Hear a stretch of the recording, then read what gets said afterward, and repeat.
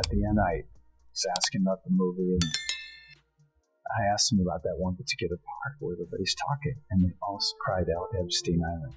And I went, oh, okay. Now I understand what we're up against.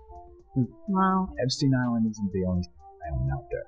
Some things once heard can never be unheard. Jim Caviezel has spent years trying to tell you something. He has been called a conspiracy theorist, blacklisted, and even mocked by late-night hosts who should have been listening instead of laughing.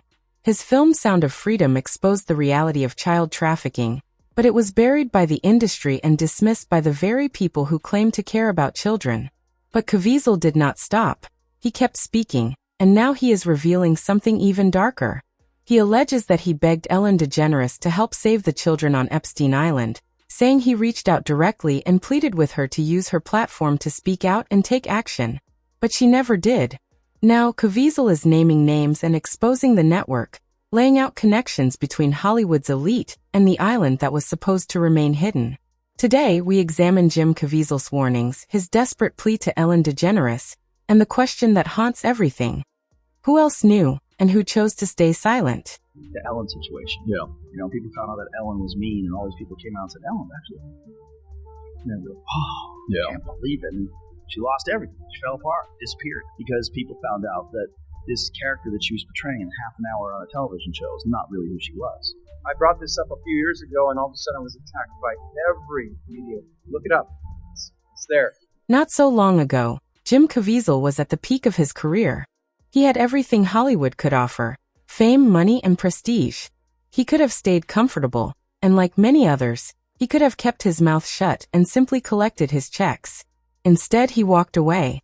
He made Sound of Freedom, a film based on the true story of Tim Ballard, a former government agent who risked everything to rescue children from trafficking networks in Latin America and beyond. During filming in Colombia, Caviezel and his crew witnessed things no actor should ever see. Children being sold in broad daylight like merchandise, as if they were nothing. He later said that what he filmed was fiction, but what they saw was real. He brought the film back to Hollywood expecting support, expecting the industry that had built him to stand behind a movie about saving children. Instead, he was blacklisted. They're created out of fear, and with something like Sound of Freedom, it specifically is looking at QAnon concepts of these child rings that are run by the high-level elites. For some reason, the entire media is smearing this movie as a dangerous conspiracy theory. The press is saying that the star, Jim Caviezel, is a QAnon guy, and Jim plays Tim Ballard, which is strange because just a few years ago, the same media was celebrating Tim Ballard's heroics. So why is the media warning people not to see a movie about child? It's based on a true story. Major studios and networks were reportedly under pressure from powerful figures to boycott the movie, with warnings that anyone who chose to support or distribute the film could risk their careers being over. I was not emotionally prepared for the new film, Sound of Freedom. You've heard it referred to as a right-wing film, as a Christian film, as a conspiracy movie, as a QAnon film. They use all the buzzwords to make this film as radioactive as possible. Sound of Freedom, it specifically is looking at QAnon concepts of these child rings that are run by the high-level elites. Now, it's not true. The movie highlights the very real, not conspiracy theory of human. Need I remind you of another thing that was considered a conspiracy theory up until 5 seconds ago, which was the fact that a little guy named Jeffrey Epstein had a little island where the most powerful people, the tippity top of government officials, celebrity, Hollywood, would go. Now, why would an industry bury a film about saving children? Why would powerful people work so hard to silence a story that should have been celebrated? Then the Epstein documents were unsealed, and the public expected to find a few familiar names: politicians, financiers, the usual suspects. But what they found was something else entirely. It was a list of names stretching across industries. People who attended his parties, flew on his plane, and visited his island. Among them was a name that stood out to those following Caviezel's battle: Ellen DeGeneres. Her name appeared in a 2014 email regarding meeting schedules. Nothing incriminating in itself, but enough for some to question how she fit into Epstein's world.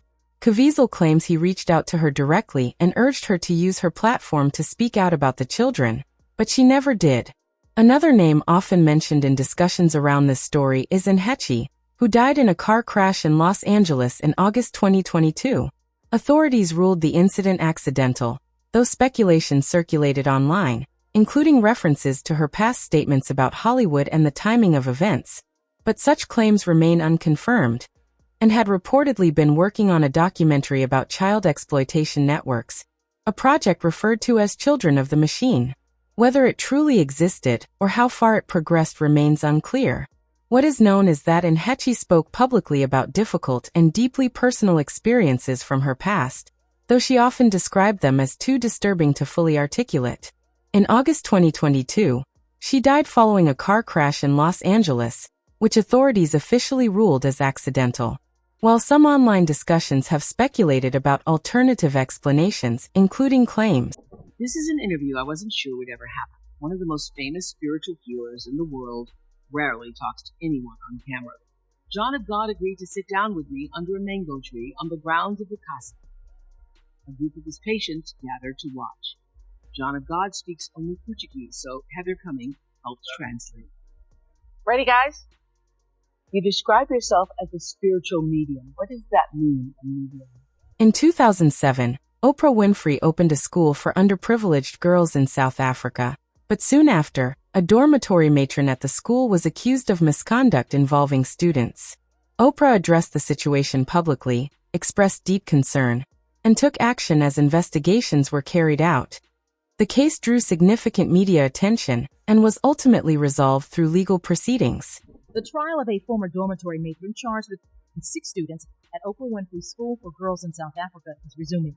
Prosecutors say former dorm matron Tina Virginia Makopo tried to kiss and fondle the girls. She's also accused of kicking and hitting some of them. Makopo pleaded innocent to 14 charges of indecent assault and criminal injury in South Africa. Meanwhile, in Philadelphia, the ex-headmistress of the $40 million school is suing Winfrey for defamation. The suit claims someone would conclude from Winfrey's comments that the school employee knew of the alleged and was actively involved in covering it up. "I was, needless to say, devastated and really shaken to my core." Winfrey said she was disappointed in the former headmistress. The TV talk show host also made comments about students who felt there was an atmosphere of repression at the school. But it is not just Epstein that Oprah has been linked to in public discussions. She was photographed with Harvey Weinstein over the years, attended industry events where he was present, and only spoke out against him after widespread allegations became public.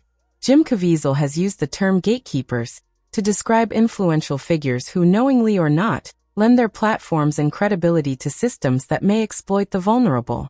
At the same time, it is important to note that none of this is proof of wrongdoing.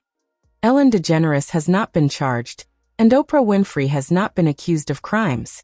Still, these associations have raised questions for some observers, especially given the lack of early public responses from powerful media voices. Jeffrey Epstein died in federal custody in August 2019, with authorities ruling his death a suicide, though the circumstances, such as malfunctioning cameras and lapses in supervision, have fueled public skepticism. Since then, documents have been released in parts, often heavily redacted, leaving an incomplete picture of the broader network and limiting clear conclusions about who was involved and to what extent. Many of the individuals mentioned in those documents remain active in public life, continuing their careers while legal processes and investigations remain complex and ongoing. Jim Caviezel has continued to speak about what he believes is a deeply rooted system, though his views are controversial and widely debated. Beyond these high-profile discussions, there is a serious and well-documented issue of child exploitation, trafficking, with thousands of cases reported each year, underscoring the importance of verified information, responsible investigation, and real accountability. Despite risks and pressures, whistleblowers and advocates continue to come forward, often at significant personal cost, in efforts to bring attention to these issues. Knowing that others before them have faced consequences they could not escape, they continue to speak out because the alternative, remaining silent, is worse. And Nhechi is also gone. She died in a car crash in 2022, which authorities ruled accidental, though some people have continued to question the circumstances despite a lack of verified evidence supporting alternative claims. Jeffrey Epstein is gone as well, and with his death in federal custody in 2019, officially ruled a suicide, many believe key answers were lost, especially given the widely reported security failures that night. The broader issues surrounding abuse and trafficking, however, remain real and ongoing, with survivors continuing to come forward and investigations still unfolding. Jim Caviezel has expressed his belief that a larger reckoning is coming, pointing to whistleblowers, potential document releases, and what he era as growing awareness, though such claims remain debated and unproven. Whether meaningful accountability will follow, or these issues will continue to be obscured is still uncertain, but the questions persist, the survivors continue to seek justice, and the need for verified truth remains critical.